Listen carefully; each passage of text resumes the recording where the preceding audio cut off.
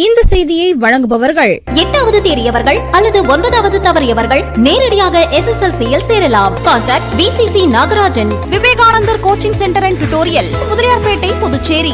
ஆங்கிலேயர்களைப் போல பாரதிய ஜனதா கட்சியினரையும் மக்கள் விரட்டி இருக்கிறார்கள் என்று பாராளுமன்ற உறுப்பினர் வைத்திலிங்கம் பெருமிதத்துடன் கூறியுள்ளார். புதுச்சேரியில் பாராளுமன்ற தேர்தலில் வெற்றி பெற்ற காங்கிரஸ் கட்சி வேட்பாளர் வைத்திலிங்கத்திற்கு மாவட்ட தேர்தல் அதிகாரியான மாவட்ட ஆட்சியர் குலோத்துங்கன் வெற்றி சான்றிதழை வழங்கினார்.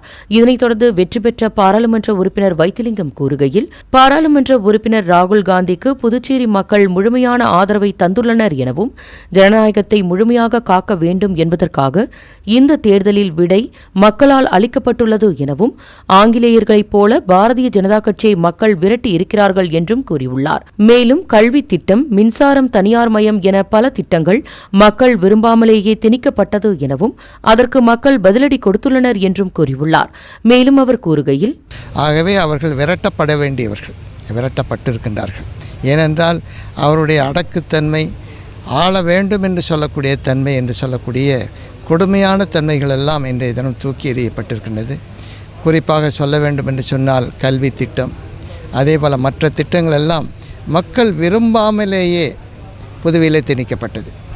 மின்சாரத்துறை தனியார் மயம் என்று சொல்லக்கூடியது மக்கள் விரும்பாமலேயே மக்கள் மீது திணிக்கப்பட்டது.